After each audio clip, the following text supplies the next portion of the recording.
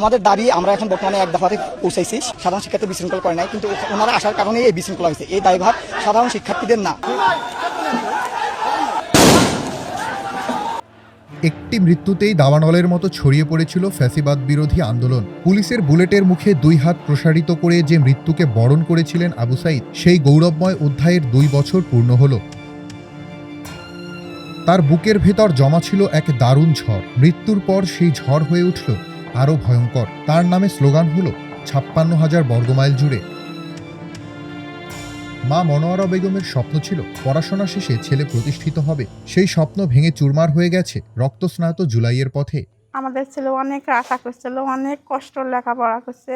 Soul মনে করছে মুই একটা পড়ি, কিছু একটা হোম, সেই জন্য সোলমোর এমন আশা করছিল। সোলের আশাটা পূরণ হয় নাই, এটাই মনের দুঃখ। সোল অনেক কষ্ট করছে, লেখাপড়া করছে। প্রতিদিন সন্তানের কবরের কাছে এসে অশ্রুসিক্ত হন আবু সাঈদের বাবা। এখনও তার দৃষ্টি আটকে আছে 16 জুলাই 2024 তারিখে। বিচার হবে কি না, করবি কি না, এটারও কোনো গতি নেই। বৃদ্ধ মানুষ, আমি যেন জীবিত থাকতে বিচারটা আমি দেখে যেতে পারি। সরকারের কাছে আকুল দাবি একেবারে। মৃত্যুর পর শোকে মুহ্যমান আবু সাঈদের পরিবারকে পোহাতে হয়েছে রাষ্ট্রযন্ত্রের হয়রানি। চাপ দেয়া হয় রাতের আধারেই দাফনের জন্য।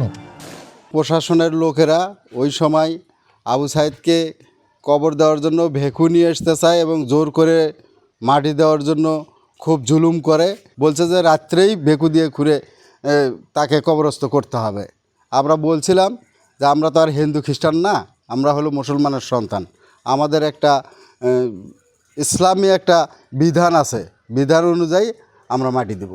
16 জুলাইকে জুলাই শহীদ দিবস হিসেবে স্বীকৃতি দিয়েছে সরকার। তবে আবু সাঈদের আকাঙ্ক্ষিত বৈষম্যহীন বাংলাদেশ নিয়ে প্রশ্ন রয়ে গেছে তার সহযোদ্ধাদের মনে। একটা সঠিক অধিকারের জন্য যে ছেলেটা আন্দোলন করলো, মেধার জন্য, বৈষম্যহীনের জন্য যে আন্দোলন করলো, কিন্তু আসলে বাংলাদেশে এই বৈষম্য দূর হয়েছে কিনা আমি জানি না। মৃত্যু জীবনের এক পরম সত্য।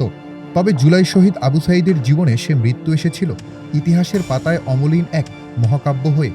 সবার বিশ্বাস দেশের প্রয়োজনে আবু সাঈদ ফিরে আসবেন অনুপ্রেরণার বাতিঘর হয়ে।